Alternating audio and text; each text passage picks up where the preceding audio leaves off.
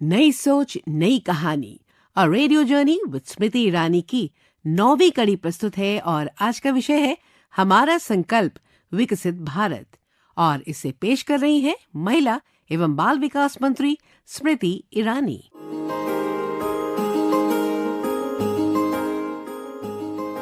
नई सोच नई कहानी में आप सबका स्वागत है। हम सबका सपना है कि हमारा राष्ट्र विकसित हो। हम सब संकल्पित हैं कि हर महिला का सम्मान हो। हम सब की ये चाह है कि बच्चों को अच्छी शिक्षा मिले, नौजवानों को रोजगार मिले और परिवार समृद्ध हो, स्वस्थ हो। इसी संकल्प के साथ भारत सरकार के सौजन्य से विकसित भारत संकल्प यात्रा, आप देखें कहीं आपके शहर, आपके गांव तो नहीं आई है। ये यात्रा क्या है, आज ये बतलाने के लिए हमारे साथ स्टूडियो में मौजूद हैं अपूर्वा चंद्रा जी, सचिव हैं। अपूर्वा जी, आप ये बताएं कि ये विकसित भारत संकल्प यात्रा ये है क्या? विकसित भारत संकल्प यात्रा हमारे माननीय प्रधानमंत्री श्री नरेंद्र मोदी जी ने इस आशय से शुरू करी कि देश के सभी ग्राम पंचायत और सभी अर्बन जितने हमारे सेटलमेंट हैं, शहर हैं, सब जगह ये यात्रा पहुंचे, लोगों को पता चले कि हमारे देश में कौन सी योजनाएं हैं जिसका वो लाभ ले सकते हैं। और माननीय प्रधानमंत्री जी का मानना है कि जो हमारी योजनाएं हैं वो सबको मिले। अपूर्वा जी, आपने इस देश में ऐसी सरकारें भी देखी जिन्हें तलाशने के लिए नागरिक को सरकार तक पहुंचने के लिए जद्दोजहद करनी पड़ती। दिल्ली की सरकार गांव में बैठे व्यक्ति को बहुत दूर की सरकार लगती। कितना अनोखा है कि इस यात्रा के माध्यम से सरकार चलकर गांवों में गरीब के घर तक पहुंच रही है। मेरे ख्याल से हमारे भारत के इतिहास में अब 75 वर्ष हमारी आजादी के हो गए, ये पहली बार ऐसा हुआ होगा कि देश की 2,69,000 ग्राम पंचायतों में, सभी ग्राम पंचायतों में केंद्र सरकार की, मोदी जी की गारंटी लेकर वैन जा रही है और 4,400 शहरी इलाकों में भी ये वैन जाएगी। ये पहली बार मेरे ख्याल से हुआ है। अगर एक नागरिक इस यात्रा से जुड़े, आपकी उस वैन से जुड़े, तो सरकार के किन किन योजनाओं की उन्हें जानकारी मिल सकती है, अथवा वो कैसे जान सकते हैं कि वो किस योजना के प्रति अपना अधिकार मांग सकते हैं? इसमें इन वैन्स के साथ जो हमारे सभी जो केंद्र सरकार के विभाग हैं वो जुड़े हुए हैं और लगभग 17 योजनाएं हैं जो कि ग्रामीण क्षेत्रों के लिए चुनी गई हैं, जिनके बारे में जानकारी दी जाती है, जिनके बारे में कैंप लगाए जाते हैं, वहां आवेदन पत्र दिए जाते हैं। ऐसे ही शहरों में भी 17 योजनाएं हैं। वो योजनाएं कुछ भिन्न हैं ग्रामीण क्षेत्रों से, पर शहरों में भी 17 योजनाएं हैं जिनका वहां पर सब जानकारी दी जाती है लोगों को और कैंप भी लगाए जाते हैं। ऐसे ही गांव से गुजरती गुजरती ये यात्रा पहुंची रसूलपुर सिकरोदा ब्लॉक, रजापुर, जिला गाजियाबाद, और वहां मुखातिब हुई इस यात्रा से रानी जी, जो आज स्टूडियो में पधारी हैं। रानी समूह सखी हैं और समूह सखी के एक जिम्मेदारी के पद पर रहते हुए, रानी, मैंने सुना है कि तुम 100 से ज्यादा लोगों को इस यात्रा में ला चुकी हो। जी मैम, मेरे यहाँ 15 समूह चल रहे हैं जिसमें 150 महिलाएं हैं। तो उसमें हम कुछ महिलाएं तो नहीं जा पाई थी क्योंकि कुछ गांव से बाहर थी, तो 100 से ज्यादा महिलाएं उसमें उपस्थित थी। तुम्हें पहली बार यात्रा के बारे में कहाँ से पता चला रानी? मैम, ब्लॉक से। मुझे पहली बार यात्रा के बारे में ब्लॉक से कॉल आई थी कि हमारे यहाँ विकसित भारत संकल्प यात्रा की एक प्रोग्राम होना है, तो उस यात्रा में आप लोगों को जाना है और आपके साथ में जितनी महिलाएं जुड़ी हैं उन सबको अपने साथ उस यात्रा में ले जाना है। हमारे सरकार द्वारा जो योजनाएं चलाई जा रही है उन योजनाओं के बारे में उनको लाभ उठवाना है। रानी, एक योजना का लाभ तो तुम्हें भी मिला? जी मैम, मुझे भी एक योजना का लाभ मिला है, व्यक्तिगत शौचालय का। और ये लाभ तुम्हें कैसे मिला? मैम, मैंने फॉर्म भरा था व्यक्तिगत शौचालय के लिए। इसमें 15 दिन में मुझे 12,000 रुपए मेरे खाते में आए डायरेक्ट। इसमें किसी का कोई वो नहीं था, क्योंकि बीच में प्रधान वगैरह खाते में आते तो वो आधे खा जाते, तो ये मुझे डायरेक्ट मिले हैं मेरे खाते। हमारे श्रोता जो है वो अपूर्वा जी का चेहरा नहीं देख पा रहे, बिल्कुल लाल हो गया है कि हाँ, लेकिन इस बात को अपूर्वा जी मानना पड़ेगा कि वक्त था हिंदुस्तान की राजनीति में जब एक पूर्व प्रधानमंत्री ने कहा था दिल्ली से 1 रुपया चलता है तो गाँव तक पहुंचते पहुंचते 10 पैसा हो जाता है। जनधन योजना प्रधानमंत्री जी ने चलाई। आज 50 करोड़ से ज्यादा बैंक के खाते गरीब के खुले, जिसकी वजह से सहूलियत ये हुई कि सीधा बैंक के खाते में भारत की तिजोरी से मोदी सरकार की वजह से पैसा अब जाता है। तो जब आप एक सचिव के नाते ऐसी कहानियां सुनते हैं तो वो दिन याद करके आपको कैसा लगता है? ये तो बिल्कुल बहुत ही आनंददायक है और ये सत्य है, क्योंकि मैं पहले भी जैसे पेट्रोलियम मंत्रालय में था और हमारे टाइम पर केरोसिन और एलपीजी ये बढ़ते थे और उस पर सब्सिडी का बड़ा ही हेरफेर होता। पर अब देखें तो अब जो है सीधा मार्केट रेट पे मिलता है और सब्सिडी लोगों के खाते में जाता है, ऐसी अन्य योजना में खाते में जाता है लोगों के बैंक अकाउंट में। तो इससे बहुत सहूलियत हुई है।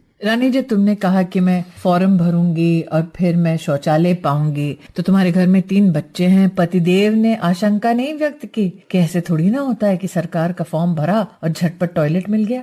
नहीं मैम, मैंने उनसे बताया कि मैं वहाँ मीटिंग में गई थी और मुझे शौचालय के बारे में पता चला, चलो हमें भी शौचालय मिल जाएगा, हम भी फॉर्म भरते हैं। कह रहे चलो ठीक है। तो उन्होंने मेरा फॉर्म भरा, मैं ब्लॉक द्वारा मैंने अपना फॉर्म भरवाया और मुझे मोदी जी की कृपा से एकदम 15 दिन के अंदर अंदर शौचालय का पैसा आ गया खाते में। अपूर्वा जी, जैसे कि रानी कह रही 15 दिन में पैसे के आ जाना, ये भी एक जद्दोजहद पहले रहती थी कि आप अगर दस्तावेज भर भी दें तो कोई गारंटी नहीं है। कुछ लोग तो सालों साल बिता देते थे इंतजार में। तो इंतजार को खत्म करना, सरकार का घर तक एक गरीब के, एक नागरिक के पहुंचना, इसका अगर आप प्रशासनिक इतिहास के ढांचे से देखें तो कितना महत्व है ऑफिसर के लिए? जी हाँ, पहले तो यही था कि लोग जो है लाइन लगाते थे सरकारी दफ्तरों के आगे, वहां भी उनकी सुनवाई नहीं होती थी। और अब सरकार अपने आप लोगों तक पहुंच रही है। ये एक बहुत बड़ा बदल है जो कि हमने अपना प्रशासनिक जीवन में देखा है। और ये विशेष करके पिछले 10 सालों में जैसा हुआ है बदल, ये उल्लेखनीय है और लोगों को इसकी बहुत सहूलियत मिल रही है। इसीलिए हमारी ये जो यात्रा है,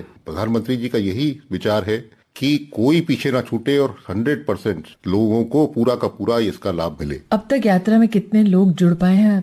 अभी तक हमारे यहाँ 99,345 ग्राम पंचायतों तक ये यात्रा कल तक पहुंची थी। आज ये 1 लाख का आंकड़ा पार कर लेगी और लगभग 4 करोड़ 30 लाख लोग इस यात्रा से जुड़ चुके हैं। मैं श्रोताओं को बता दूं कि जब मैं और अपूर्वा जी ये बातें कर रहे हैं, तब से लेकर जब तक आप इसे सुन पा रहे हैं, इसमें करोड़ों का इजाफा हो जाएगा और भी लोग और भी ग्राम पंचायत जुड़ चुके होंगे।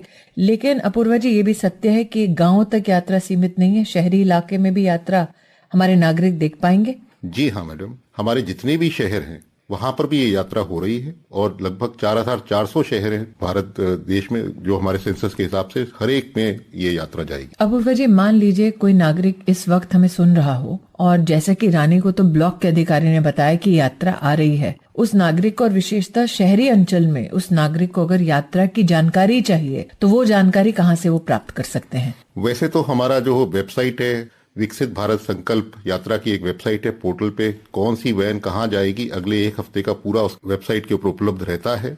और हमारे जो लोग हैं वो पहले से वहां जाके कल के दिन यहाँ पर गाड़ी आने वाली है, ये पहले से भी वहाँ घोषणा करते हैं, बताते हैं, शहरी क्षेत्रों में भी। तो जो नागरिक इस वक्त हमें सुन रहे हैं, अगर आप संकल्प ले चुके हैं भारत को विकसित बनाने का, अगर आप संकल्प ले चुके हैं अपने परिवार की समृद्धि का, बेहतर स्वास्थ्य का, बच्चों की बेहतर शिक्षा का, और अगर आप संकल्पित हैं कि अपने योगदान से रानी की तरह न सिर्फ आप भारत सरकार के किसी स्कीम का फायदा खुद पाएं बल्कि दूसरे लोगों को, नागरिकों को भी जोड़े, तो मेरा आग्रह है कि आप विकसित भारत संकल्प यात्रा से जुड़े, देश को बनाने में अपना योगदान दें, अपने समाज को सुदृढ़ करने में अपना योगदान दें। क्योंकि हम जानते हैं कि अगर हम सब एक ही लक्ष्य को देखकर आगे बढ़े तो मोदी की ये गारंटी वाली गाड़ी निश्चित रूप से विकास की इस यात्रा में हमें लक्ष्य तक पहुंचाने का काम करेगी। हाँ, यही रास्ता है तेरा, तूने अब जाना है। हाँ, यही सपना है तेरा, तूने पहचाना है।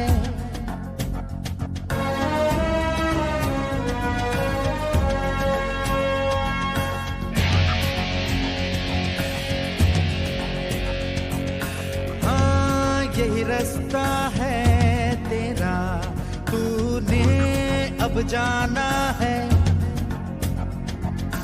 हाँ, यही सपना है तेरा, तूने पहचाना है। तुझे अब ये दिखाना है।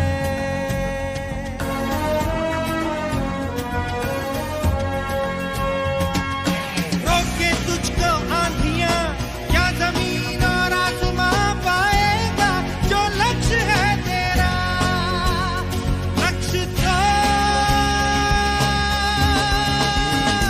हर हाल में पाना है।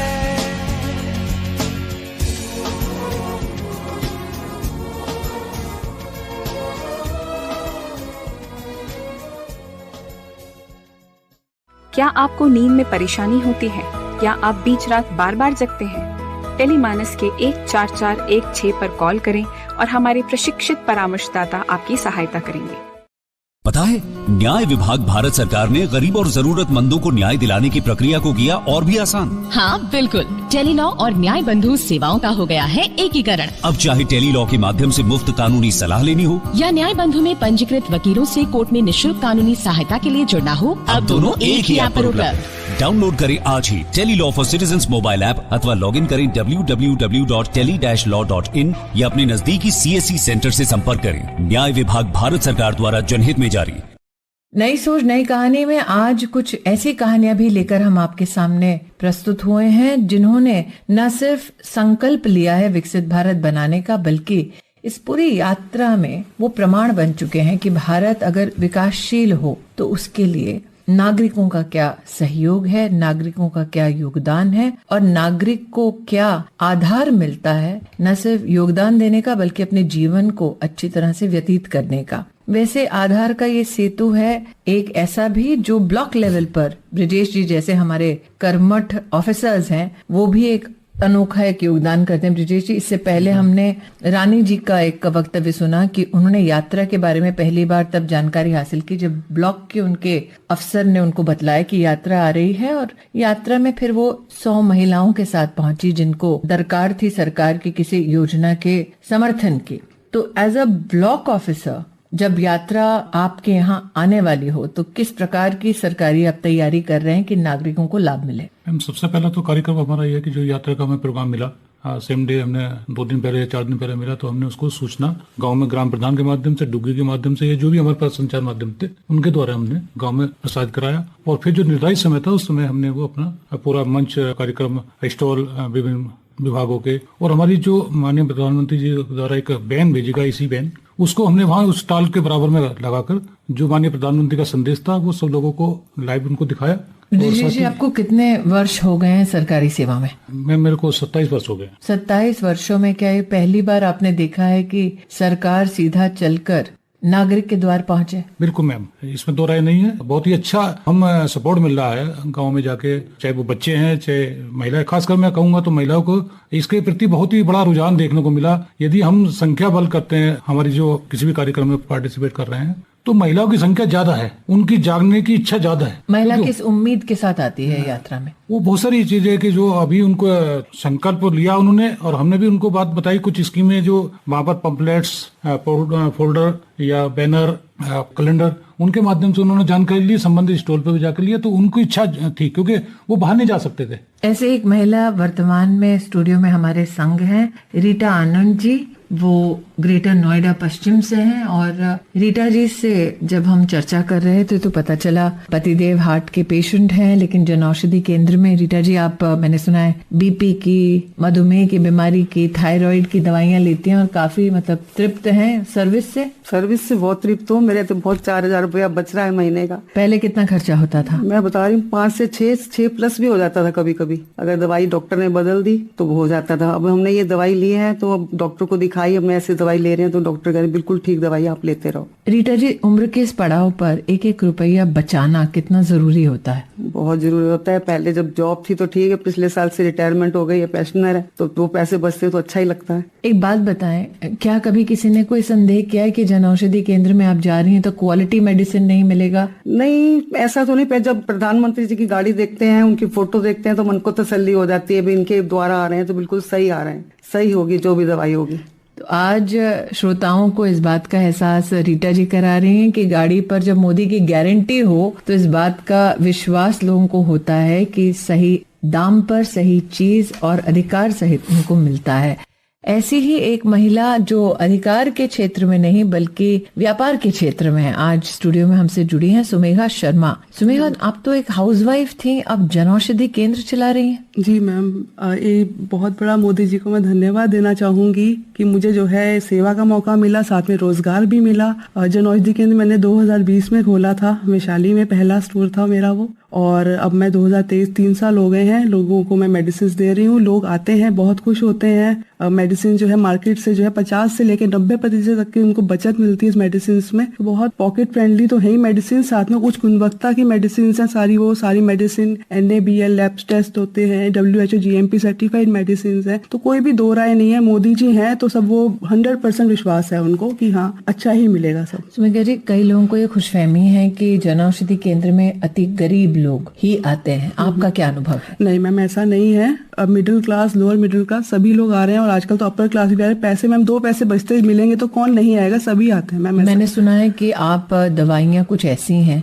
जो बाजार में जो बिक रही हैं उससे 20% की लागत पर ही जन औषधि केंद्र में पाई जाती हैं। जी मैम बिल्कुल, बहुत सस्ती मेडिसिन मिलती हैं। एग्जाम्पल दूं, अगर पेंटाप्रोजोल जैसे हर प्रिस्क्रिप्शन में डॉक्टर लिख के देते हैं, पेंटाप्रोजोल डोमपेरिडोन मार्केट में मिलता है 125 रुपए का, जो हमारे पास सिर्फ 22 रुपए का पत्ता मिलता है सिर्फ। तो काफी सस्ती मेडिसिन है सारी और बहुत बढ़िया है। तो जब आप इस सेंटर को स्थापित कर रही थी, अपने जन औषधि केंद्र को स्थापित कर रही थी, तो क्या आपको विशेश रूप से कोई इश्तेहार देना पड़ा या लोगों को पता था कि मोदी जी की वजह से ये औषधि का केंद्र स्थापित होने वाला है तो अपने आप फुटफॉल आई? मैम थोड़ा बहुत मेहनत हमें इनिशियली करनी पड़ी, लेकिन जब एक बार लोग लेना शुरू कर दिया और मोदी जी की फोटो तो नो डाउट बोलने वाली बात ही नहीं है कोई, तो काफी अच्छा हमें रिस्पांस मिला और अच्छी चल रही है हमारी दुकान, बहुत बढ़िया। ब्रिजेश जी, आप ब्लॉक मेरठ, जिला मेरठ से हैं।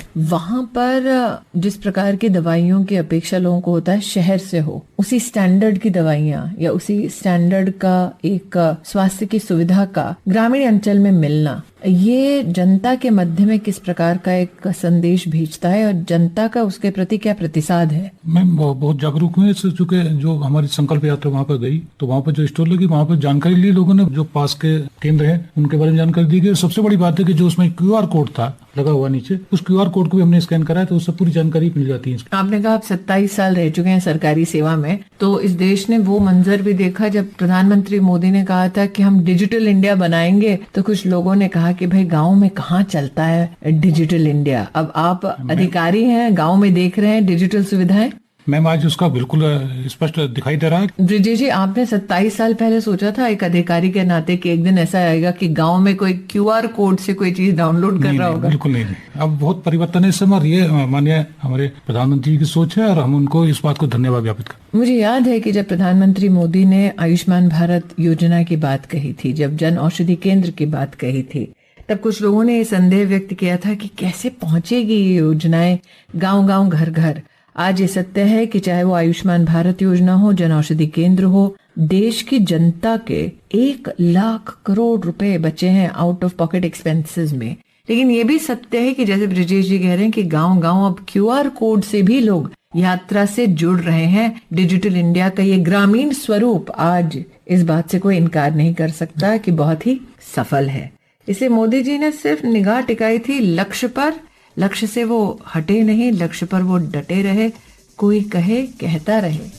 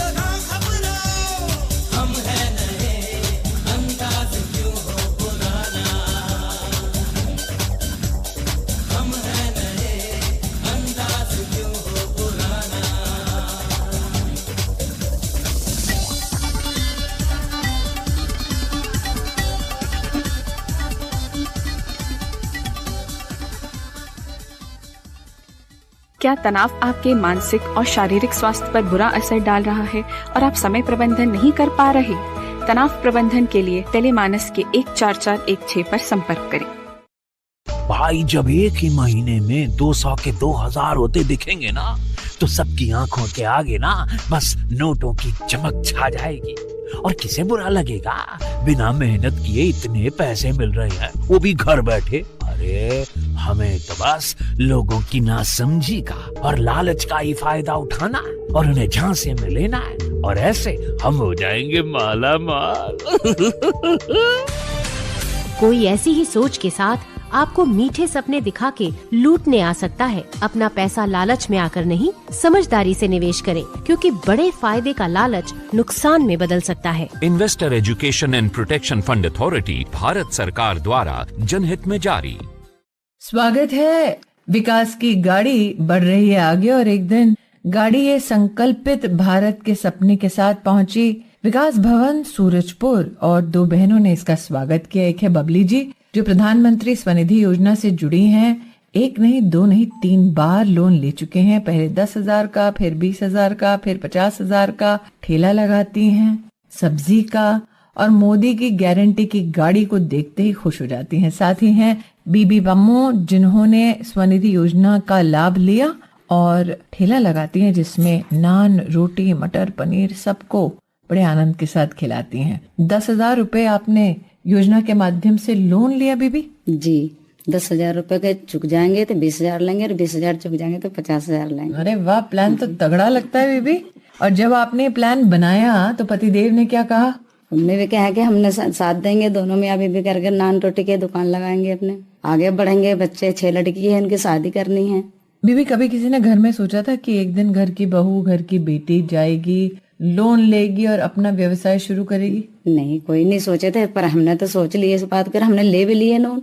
और अब जब तुम कहती हो कि 50,000 वाला लोन भी लोगी जी, तो फिर साथ ही मैंने सुना है कि तुम इस विकास यात्रा से जुड़ती हो, दूसरे लोगों को प्रोत्साहित करती हो, तो लोग तुम्हारी कहानी देखकर, तुम्हारा ठेला देखकर क्या कहते हैं तुमको मोदी के बारे में? धन्यवाद देती हैं। तो अगर मोदी जी आज प्रकट हो जाए तो उनको क्या खिलाओगी, नान, रोटी या मटर पनीर? मोदी जी का नान रोटी क्या खिलाएंगे, उनको अच्छे से अच्छे खुआ के सब्जी खिलाएंगे। बहुत अच्छा किया, उनको तो आगत अच्छे से करेंगे मोदी। ये जो आनंदित बीबी की बातों में बार बार टोक रही है, उनका नाम बबली जी है। बबली जी, आप भी ठेला चला रही हैं? जी मैम। और आपके ठेले पे सब्जियां बिकती हैं? सब्जियां बिकती हैं मैम। लेकिन आपने तो मतलब सिक्सर मार दिया, पहले 10,000 का लिया, फिर 20,000 का लिया, फिर 50,000 का लोन। बहुत अच्छा हुआ जी, मोदी जी का बहुत बहुत धन्यवाद।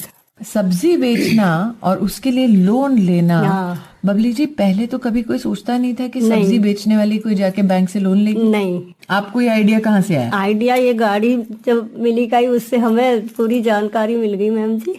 और मैंने सुना बीच में कोई मजदूर भी रखा था? मजदूर भी रखा, लेकिन अब बच्चे करने लगे तो बच्चों को कैसा लगा जब मम्मी को? बहुत बढ़िया लगा मैम जी उनको। तो क्या बोला उन्होंने जब आपने फॉर्म भरा? कह रहे आपने मम्मी जी बहुत अच्छा किया जो हम इतने उस पे पहुंचा दिया आपने। और आगे का क्या प्लान है बबली? आगे का भी मैम जी अभी सोच रहे हैं और बढ़ाएंगे इसको। एक गाड़ी छोड़ के फिर 2-3 गाड़ियां लगानी? हाँ, और क्या। अच्छा, अब सब्जियां ही बेचना है कि ठेले पे कुछ नया करना है? या पता चला आप पालक बेच रही हैं और बीबी पनीर बेच रही हैं? नहीं, अब तो बढ़ाने की बात है। अब तो फल भी लगा लेंगे, फिर तो सेब भी लगाएंगे, संतरे भी लगाएंगे, केले भी लगाएंगे। अच्छा, जो बहनें तुम्हें सुन रही हैं बबली और आपको बीबी, जो शायद इस वक्त ना कोई काम कर रही हैं लेकिन घर में परिवार हमने बहुत उनको बताई भी है मैम जी कि वहाँ पे ऐसी वो मिल रही है, आप भी ले लो। अपने सहारा से 2 जन के दिलाए, एक उजाला परवीन को दिलवाए, एक राजू जो हमारे भाई है सगे, हमने उनको लोन दिलवाए। उन दोनों के भी लोन 10,000 के रुपए के मिल गए। 10 से 12 दिन हो गए उनको लोन के। और वो क्या करने वाले हैं? राजू जो है वो भी नान रोटी मटर पनीर की सब्जी के काम कर रहे हैं। भाई, एक तरफ बीबी ने अपने भाई को और एक और व्यक्ति को लोन दिलाया, भांजी को लोन दिलाया, दूसरी ओर बबली भी तैयारी कर रही है कि सब्जी का ठेला तो लग गया है, अब फ्रूट का भी लगने वाला है। जी मैम। तो एक ठेला बनाऊंगा तेरे घर के सामने, आज तो संकल्प यही लगता है। तेरे घर के सामने एक घर बनाऊंगा,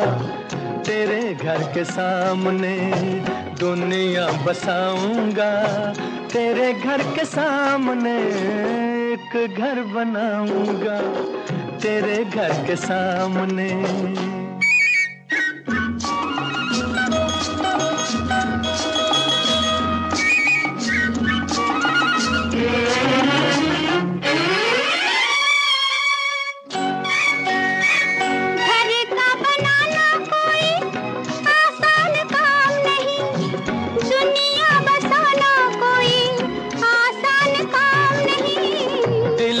वफाएं हो तो तूफान किनारा है, बिजली हमारे लिए प्यार का इशारा है, तन मन लुटाऊंगा तेरे घर के सामने, दुनिया बसाऊंगा तेरे घर के सामने, एक घर बनाऊंगा तेरे घर के सामने।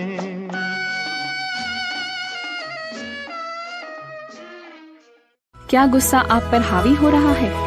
टेलीमानस के 14416 पर कॉल कर गुस्से पर काबू पाने के लिए मार्गदर्शन प्राप्त करें।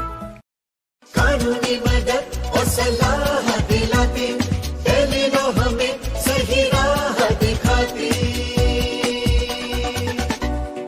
अब टेलीलॉ के माध्यम से न सिर्फ घर बैठे मुफ्त कानूनी सलाह ले सकते हैं, बल्कि अनुभवी वकीलों से कोर्ट में कानूनी सहायता भी पा सकते हैं। तो डाउनलोड करें आज ही Tele Law for citizens mobile app अथवा लॉग इन करें www.tele-law.in या अपने नजदीकी CSC सेंटर से संपर्क करें। न्याय विभाग भारत सरकार द्वारा जनहित में जारी।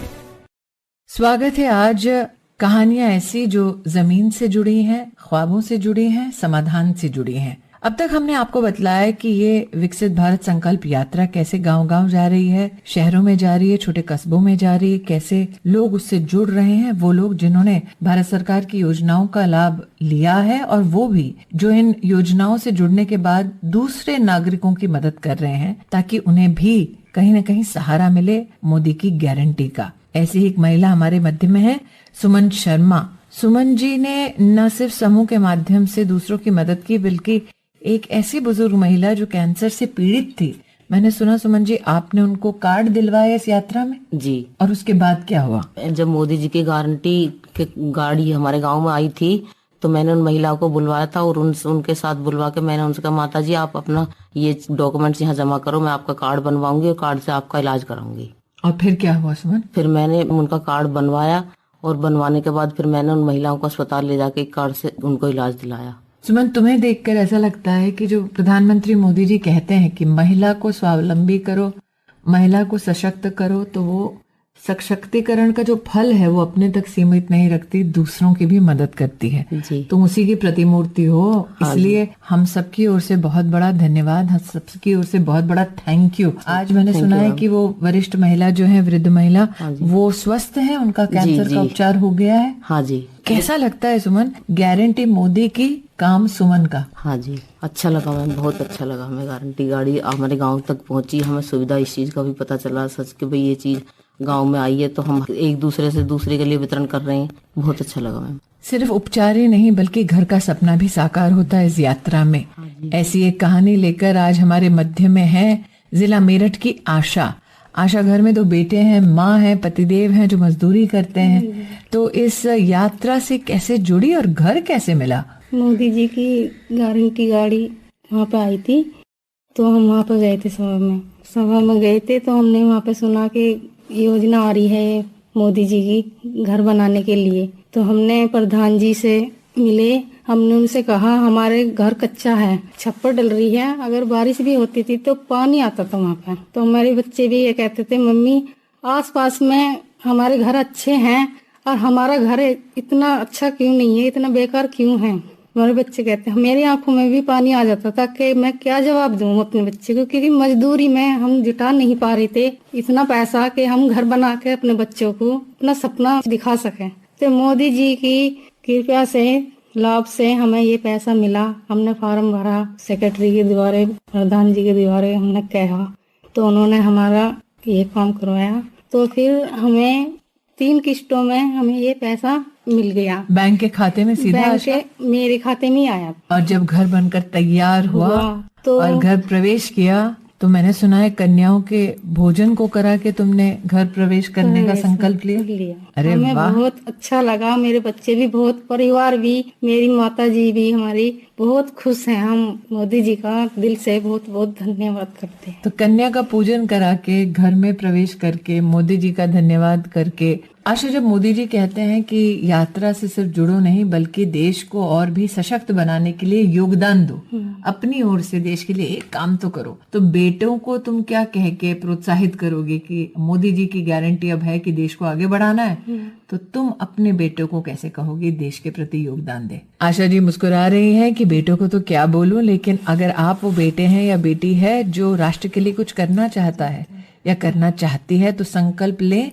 कि आशा जैसी बहनों को आप संकल्प की इस यात्रा से जोड़ें, ताकि अगर किसी का अधिकार अब तक उन्हें नहीं मिला है तो कम से कम वो अपने अधिकारों की जानकारी तो रखें। लेकिन अगर आप वो व्यक्ति हैं जो लोगों को उनके अधिकार से जोड़कर उनके जीवन को निखारना चाहते हैं, तो सुमन शर्मा एक बहुत बड़ा उदाहरण है। इन्होंने कैंसर से पीड़ित एक महिला को इस विकसित भारत संकल्प यात्रा से जोड़ा, उनको कार्ड दिलाया, 1.5 महीने में उनका ऑपरेशन भी हुआ, अब वो स्वस्थ हैं सुमन जैसी बहन की वजह से। आशा आज हमारे सामने एक ऐसा उदाहरण बनकर उभरी हैं जिन्होंने जब घर प्रवेश करवाया अपना तो कन्याओं के भोजन से करवाया। जिस प्रधान सेवक ने राष्ट्र को बेटी बचाओ बेटी पढ़ाओ का एक नारा दिया, एक संकल्प दिया, आज उन तक अगर आशा की कहानी पहुंचेगी तो वो निश्चित रूप से प्रसन्न होंगे। लेकिन उससे ज्यादा प्रसन्न होंगे प्रधान सेवक इस बात को भी जानते हुए कि एक महिला को घर मिला, छत मिली, और दूसरी महिला वो जिसने खुद तो लाभ पाया है, दूसरी बहनों को भी सशक्त किया। यही तो है, एक तेरा घर, एक मेरा घर, हमारा घर, देश हमारा किसी घर किसी परिवार से कम नहीं। इसी संकल्प से आगे बढ़ते रहें। ये तेरा घर ये मेरा घर, किसी को देखना हो घर तो पहले आके मांग ले मेरी नजर तेरी नजर। ये तेरा घर ये मेरा घर, किसी को देखना हो घर तो पहले आके मांग ले मेरी नजर तेरी नजर। ये तेरा घर ये मेरा घर, ये घर बहुत हसीन है, ये घर बहुत हसीन है, ये घर बहुत हसीन है।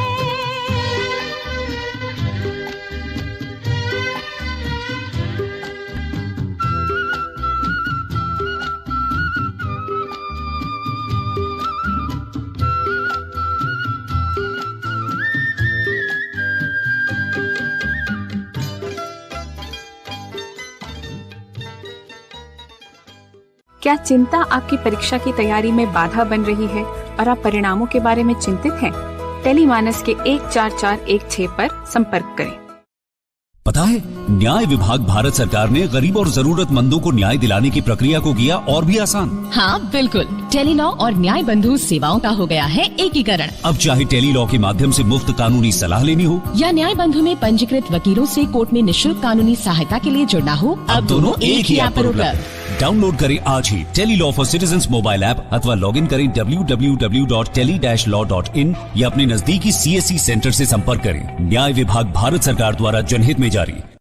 ये यात्रा विकास के सिर्फ लाभार्थी तक सीमित नहीं, सिर्फ अफसरान तक सीमित नहीं, सिर्फ नागरिकों तक सीमित नहीं, जनप्रतिनिधि भी जोश के साथ इस यात्रा से जुड़ रहे हैं। ऐसी ही एक जनप्रतिनिधि सुनीता दयाल हमारे संग है। अब तक अपने निगम में विकसित भारत संकल्प यात्रा के 28 कार्यक्रम करा चुकी हैं। 22,000 से ज्यादा लोगों ने इसमें भाग ले लिया है। 1100 से ज्यादा लोगों ने अपनी कहानी अपनी जुबानी जनता के सामने प्रस्तुत की। 20,000 लोगों ने भारत को विकसित बनाने का संकल्प लिया। और अब तक सुनीता जी मैंने सुना है आपने 8,000 से ज्यादा लोगों को योजनाओं का लाभ दिलवाया।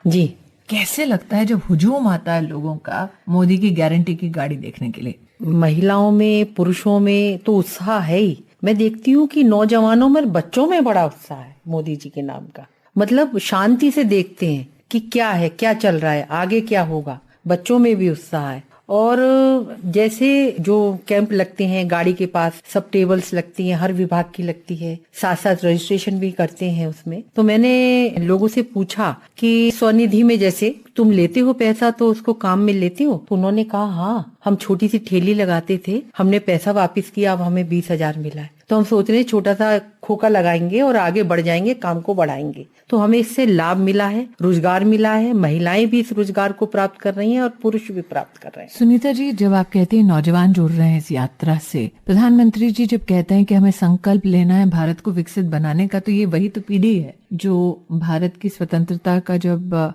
100वीं बार परचम लहराएगा लाल किले की प्राचीर से, तब यही तो अमृत जनरेशन उस वक्त वो नजारा देख रही होगी। बिल्कुल आप सही कह रहे हैं। नौजवानों में तो मोदी जी का वैसे ही बहुत क्रेज है और उनको लगता है कि कोई ऐसा व्यक्ति, महापुरुष जिसे कहना चाहिए, मुझे लगता है ऐसा व्यक्ति हमारे बीच में है जो बेटियों की भी बात करते हैं, स्वच्छता की भी बात करते हैं, जिसने पहली बार इतनी ऊंचाई पे होने के बाद ये सोचा कि मेरी बहन बेटी जंगल में शौच के लिए जाती है, इसकी चर्चा होती है। आज हर घर में शौचालय है। उनको लगता है, मैं देखती हूँ पहले लगता था घर में बेटा नहीं है, तो आज लोग इस पे आ गए हैं, नौजवान पीढ़ी की पूछो कि क्या बच्चे हैं तो कहते हैं मेरी 2 बेटी हैं और बेटों से अच्छी हैं, केयर करती हैं। लोगों की सोच बदली है। सुनीता जी, आप प्रधानमंत्री जी स्वयं इस यात्रा को 2 बार संबोधित कर चुके हैं पिछले कुछ दिनों में, और मैंने देखा था किन्नर समाज की एक बहन को स्वनिधि योजना का सहयोग मिला था, उनके साथ प्रधानमंत्री जी की चर्चा रही थी। तो ऐसा कोई वर्ग, ऐसा कोई समुदाय नहीं जो विकास की इस योजना से या इस मोदी की गारंटी की गाड़ी से अछूता हो, इसमें कोई शक नहीं है। हमारे यहाँ 36,000 मकान पीएम योजना के द्वारा गाजियाबाद में दिए जा चुके हैं और अभी बन रहे हैं, और जिसको नगर निगम ने भी जगह दी है, तैयार हो रहे हैं। एक जनप्रतिनिधि के नाते कितना संतोष होता है सुनीता जी कि एक गरीब को आप घर दे पाते हैं। वो चाबी जब आप थमाती है मेयर के नाते, तब कैसा लगता है? सुकून मिलता है। लगता है कि ये वो सरकार है जो हर मोर्चे पे काम कर रही है। विकसित भारत की जो बात आई है, मोदी की गारंटी, आप ये मानिए जब आए मोदी जी तो उन्होंने कहा कि हर व्यक्ति के घर पे, हर महिला के घर पे छत हो। मैंने लोगों से जब बात करी, हम लोगों ने जैसे जाते हैं लोग उनकी सुविधाओं के लिए कहते भी हैं, तो लोग कहते हैं हमारे पास एक टूटा हुआ कमरा था, हमें 2.5 लाख का लोन मिला जो हमें पैसा वापस नहीं करना, और आज हमने 30 गज पे 50 गज पे 2 मंजिला बना लिया, तो हम अच्छे से जी पा रहे हैं। और जब लगता है कि बच्चों के स्कूलों की शिक्षाओं में परिवर्तन आया है, अच्छा परिवेश हुआ है, लोगों में प्रेरणा आई है, इसका बड़ा फर्क है। मैं दूसरी बात देखती हूँ कि नौजवानों को लगता है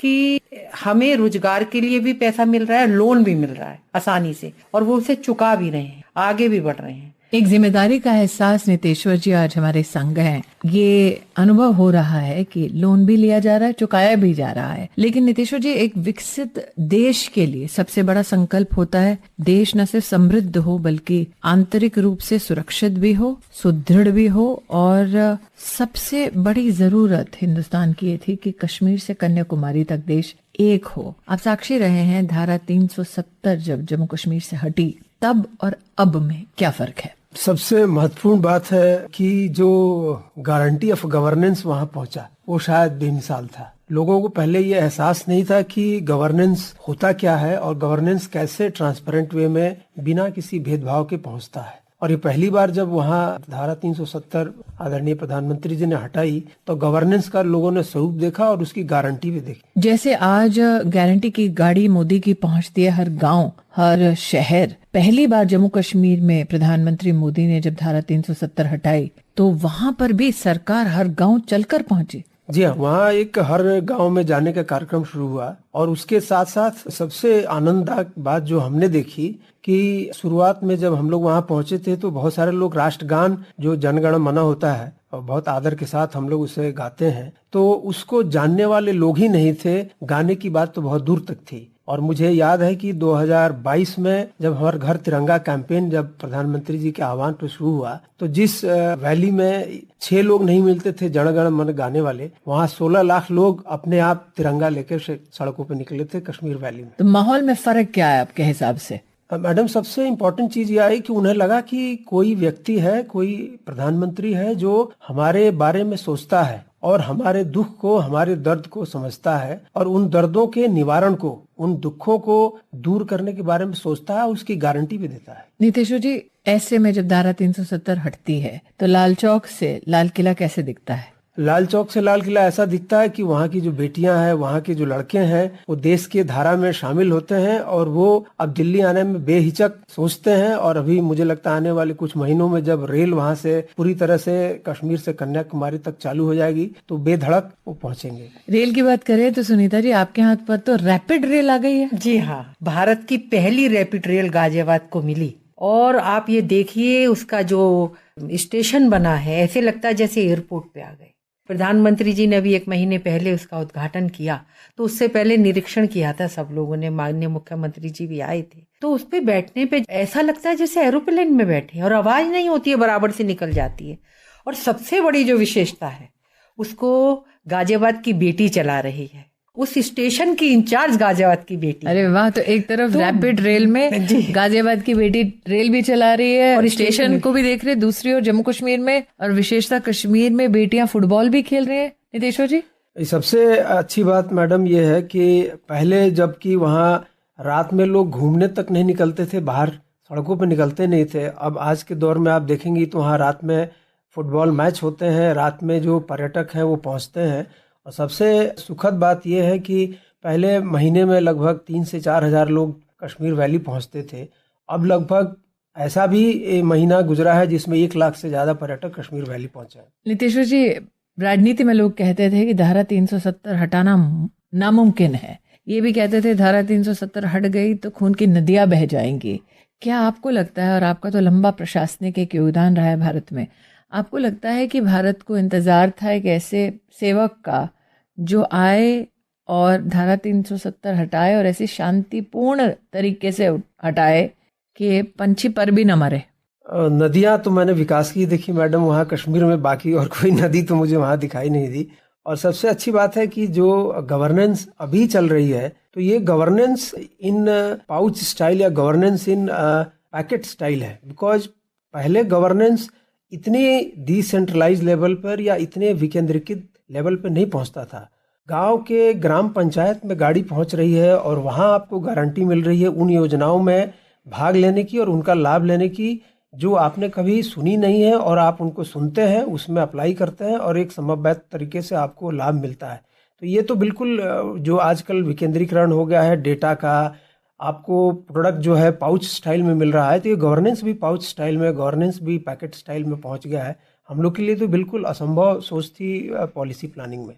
तो आप चाहे तिरंगा लहरा रहे हों या तिरंगे का सम्मान बढ़ा रहे हों, चाहे कश्मीर में हो या कन्याकुमारी में हो, हम सब हिंदुस्तानियों का संकल्प एक कि 2047 तक भारत विकसित हो जाए। जितना हम जानते हैं प्रधानमंत्री मोदी को, मुझे लगता है नितेश्वर जी, लक्ष्य की तारीख से पहले ही कहीं ये सपना साकार न हो जाए। जैसा कि प्रधानमंत्री जी कहते हैं, उनकी गारंटी है कि उनके तीसरे टर्म में भारत तीसरी बड़ी अर्थव्यवस्था विश्व की बन जाएगी। जिन लोगों को शक है उनको समझना चाहिए कि हिंदुस्तानी जब एक बार संकल्प ले ले और हिंदुस्तानी जब लक्ष्य क्या है उसको चिन्हित कर ले, तो उस लक्ष्य की प्राप्ति से कोई भी उसको हटा नहीं सकता है।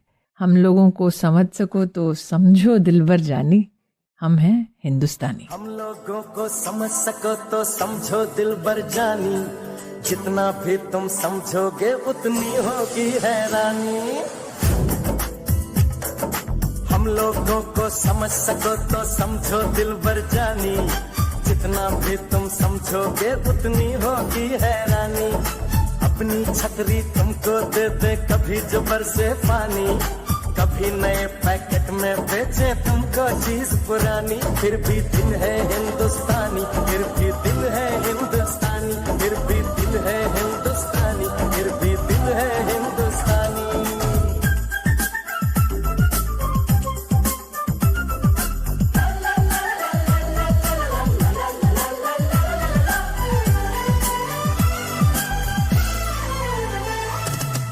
थोड़े अनाड़ी है थोड़े खिलाड़ी, रुक रुक के चलती है अपनी गाड़ी। थोड़े अनाड़ी है थोड़े खिलाड़ी, रुक रुक के चलती है अपनी गाड़ी।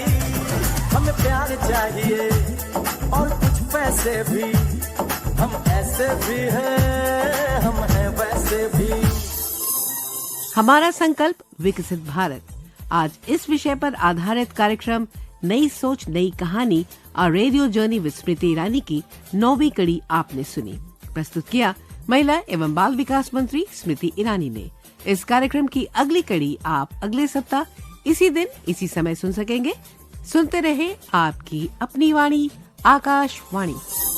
हम लोगों को समझ सको तो समझो दिलबर जानी, उल्टी सीधी जैसी भी है अपनी यही कहानी। थोड़ी हम में होशियारी है, थोड़ी है नादानी, थोड़ी हम में सच्चाई है, थोड़ी बेईमानी।